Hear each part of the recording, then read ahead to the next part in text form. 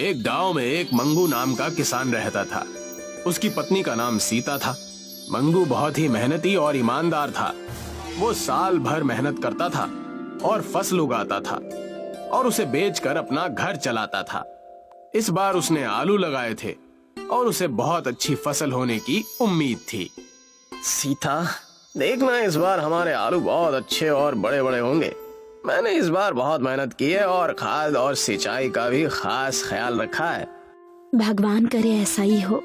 पिछली बार की तरह अगर इस बार भी हमारी फसल बर्बाद हो गई तब तो हम जीने लायक नहीं बचेंगे। इस घर में अनाज का एक दाना भी नहीं बच पा रहा है और हमारे ऊपर उधार भी कितना है। मंगू के घर के बगल में उनकी एक पड़ोसन रहती थी जिसे मंगू की खराब हालत पर हंसने में बहुत मजा आता था। वो मंगू और सीता की ये सभी बातें सुन लेती है और फिर आकर कहती है, ये मैंने क्या सुन लिया? एक तो तुम लोग गरीब हो, ऊपर से उधार भी ले रखा है। मुझे तो तुम लोगों की हालत पर तरस आता है। सीता, आज रात मेरे घर पे मेहमान आने वाले हैं। तुम खाना बनाने के लिए आ जाना। मैं तुम्हें 2-4 चवन्नी दे दूंगी। इसी बहाने तुम्हें पैसे देखने को नसीब तो होगा। सीता को पड़ोसन की बातें बिल्कुल अच्छी नहीं लगती। वो इसी तरह हमेशा मंगू और सीता का मजाक बनाती रहती थी। उसका पति अमीर था, इसीलिए वो गरीबों का मजाक बनाती थी। बस खाना बनाने को ही कहना था तो 4 बातें सुनाने की क्या जरूरत थी? अरे जाने दो सीता, तो हमें इन सब की आदत पड़ चुकी है। मंगू अपने खेत जाता है। ऊपर से देखने में उसके आलू के पौधे बहुत ही हरे और बड़े लगते हैं। मंगू खुश हो जाता है कि इस बार उसके आलू बहुत अच्छे हुए हैं। वो जाकर एक आलू उखाड़ कर देखता है तो देखता है कि उसमें नीचे कुछ भी नहीं है। उसी तरह वो दूसरा आलू निकालता है तो उसमें भी कुछ नहीं दिखता। एक एक करके वो सारे आलू उखाड़ लेता है और किसी भी पौधे में उसे आलू नहीं मिलता, केवल पत्ते होते हैं। मंगू परेशान होकर उखाड़े हुए आलू के बगल में बैठ जाता है।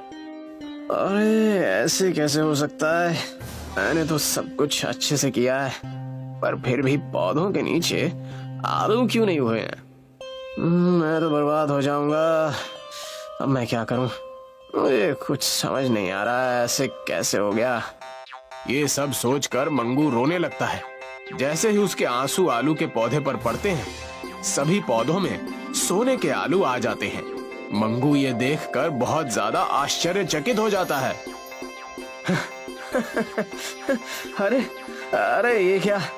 इन सब में तो सोने के आलू आ गए हैं। अब तो मेरी सारी समस्या का समाधान हो जाएगा। मैं सारा उधार चुका दूंगा और घर के लिए राशन भी खरीद लूंगा। भगवान, भगवान तेरा लाख लाख शुक्रिया। मंगू सारे सोने के आलू को एक बोरे में भरकर घर ले जाता है और सीता को इस बारे में कुछ नहीं बताता।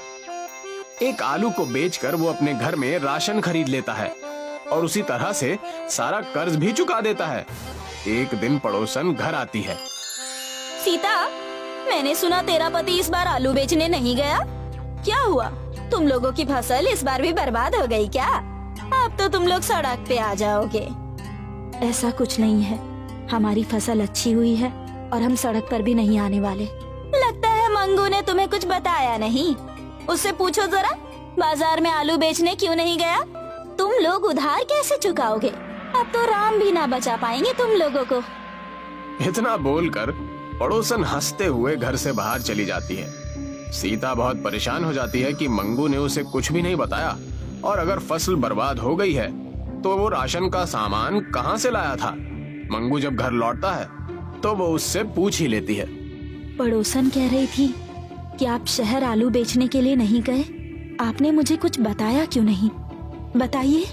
अरे हमारी सारी आलू की फसल बर्बाद हो गई थी, उसमें कहीं भी एक भी आलू नहीं था। अब हम क्या करेंगे? तो आप पैसे कहाँ से लेकर आए? मंगू सीता को सारी बात बताता है और उसे सोने के आलू का बोरा दिखाता है। पड़ोसन चुपके से खिड़की से झांक रही होती है और वो भी ये सारी बात सुन लेती है। अरे इन गरीबों के पास इतना सारा सोना कहाँ से आ गया? ये गरीब इनका क्या करेंगे? ये सब सोना तो मेरे पास होना चाहिए। पड़ोसन मन ही मन एक प्लान बनाती है। वो मंगू के सारे सोने के आलू चोरी करने का सोचती है। अगले दिन सुबह सुबह पड़ोसन मंगू के घर जाती है। अरे गरीबों, तुम लोगों को तो अभी एक समय का पेट भर का खाना भी नसीब नहीं हो रहा होगा। मैंने तुम लोगों की मदद करने का निश्चय किया है। आज तुम लोगों के लिए मेरे घर पे दावत है, दावत खाने जरूर आ जाना। मंगू और सीता को ये बात सुनकर आश्चर्य तो होता है, पर फिर भी वो दोपहर में पड़ोसन के घर दावत खाने चले जाते हैं। वहाँ पर पड़ोसन उन्हें तरह तरह के पकवान परोसती है। खाओ खाओ, तुम्हें ऐसा खाना फिर कभी नसीब नहीं होगा। मंगू और सीता खाने लगते हैं। पड़ोसन चुपके से अपने घर से निकलकर उनके घर में जाती है और आलू के बोरे में से आलू निकाल कर लेने लगती है। जैसे ही वो आलू को हाथ लगाती है, वो आलू एक भारी पत्थर में बदल जाता है। वो पत्थर पड़ोसन के पैर पर गिर जाता है। मेरा पैर! पड़ोसन के चिल्लाने की आवाज सुनकर मंगू और सीता अपने घर वापस आते हैं। देखते ही वो दोनों समझ जाते हैं कि पड़ोसन क्या करने की कोशिश कर रही थी। तभी मैं सोच रही थी कि जिसने आज तक हमें कभी दावत पर नहीं बुलाया, आज वो हमें इतनी शौक से स्वादिष्ट खाना क्यों परोस रही है। ये हमें उधर उलझा कर रखना चाहती थी ताकि हमारे सोने के आलू चोरी कर सके। अरे पर इसके छूते ही आलू पत्थर में बदल गया। इस कपटी ने लालच में आकर हमारे आलू चोरी करने की कोशिश जो की है, इसके जीवन में धन दौलत की कोई कमी नहीं है, फिर भी इसे संतोष नहीं है। दूसरों के धन धाने पर इसकी नजर आ ही जाती है। इसी वजह से ही सोने के आलू पत्थर में बदल गए। हाँ सीता, तुम सही कह रही हो। मुझे भी लगता है ऐसे ही है, पर जब तक ये सारे आलू हमारे घर पर रहेंगे हमें भी मुसीबत रहेगी। हम अपनी जरूरत के हिसाब से 2 आलू रख लेते हैं और बाकी सबको वहीं जाकर वापस जमीन में गाड़ देते हैं। शायद इससे कभी और किसी की जरूरत पूरी हो जाए। मंगू के आंसुओं से सोने के आलू प्रकट हुए, क्योंकि मंगू बहुत ही मेहनती, संतोषी और ईमानदार था। उसने बहुत मेहनत की थी, इसी वजह से उसे सोने का आलू मिला। वहीं लालची पड़ोसन बस दूसरों की मेहनत का फल खाना जानती थी और वो मंगू की मेहनत को चोरी करना चाहती थी। इसलिए जब उसने सोने को छुआ तो वो भी पत्थर बन गया। इस कहानी से हमें ये सीख मिलती है कि हमें हमेशा मेहनत और ईमानदारी से काम करना चाहिए और कभी भी लालच और चोरी नहीं करनी चाहिए।